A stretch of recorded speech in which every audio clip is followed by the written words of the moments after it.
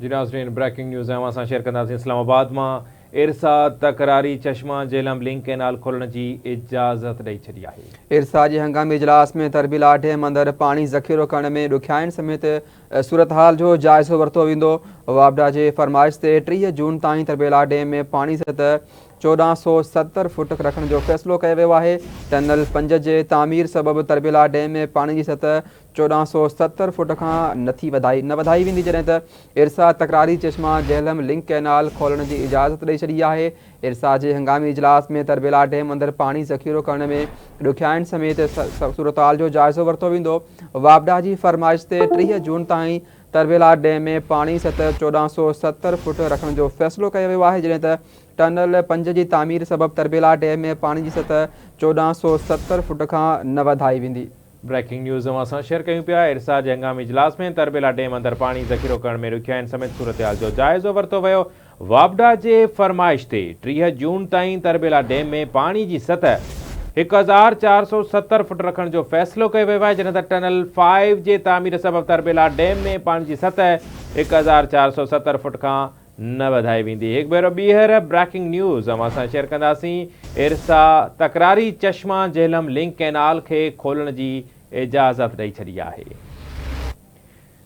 ॻाल्हि ॿोल कंदासीं। इस्लामाबाद में आवाज़ न्यूज़ जो ब्यूरो चीफ कुर्बान बलोच साहब असां लाइन ते मौजूद है। जी कुर्बान साहब। जी इरसा जे हंगामी इजलास में मुख़्तलिफ़ नोयत जा फ़ैसिला कया विया आहिनि, जंहिंमें तकरारी सी जे लिंक खोलण की इजाज़त पिणु ॾिनी वई आहे। अक्सरती राय सां फ़ैसिलो कयो वियो। इरसा जे अथॉरिटी जे इजलास में सिंध जे मेंबर एतिराज़ कयो ऐं जो हो त बोर्ड खां सवाइ लिंक कैनाल नथा खोले सघनि, पर अक्सरती राय जे बुनियाद ते इहो फ़ैसिलो कयो त पंजाब पंहिंजे हिसे जो पानी सी जे लिंक ज़रिए खोले सघे थो, खणी सघे थो। इन हवाले सां हिकिड़ो शर्त लागू कयो वियो त जॾहिं सिंध जे स्टेट जो पानी बुडू वटि पहुचंदो त उन खां पोइ पंजाब खे इहा इजाज़त हूंदी सी जे लिंक ज़रिए इंडस मां पानी खणी पंहिंजे सिंधू ऐं पंजनत जे ज़ोन में इस्तेमालु करे सघंदो। इरसा जे हंगामी इजलास में पानी खोट ज़ीरो करण जो फ़ैसिलो कयो वियो त हिन हाणे सीज़न में जॾहिं इंडस में काबुल में इज़ाफ़ी पानी मौजूदु आहे त तंहिं पानी की खोट ज़ीरो हूंदी ऐं पानी की विच सूबा जेतिरो बि हूंदो उहो ज़रूरत मुताबिक़ सूबा इस्तेमालु करे सघंदा, पानी खणी सघंदा।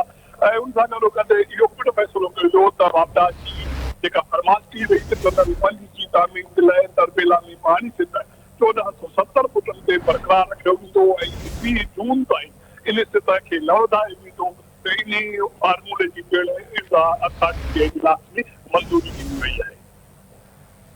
ठीक है, वरी मेहरबानी कुर्बान बलोच साहब अपडेट करण लाइ।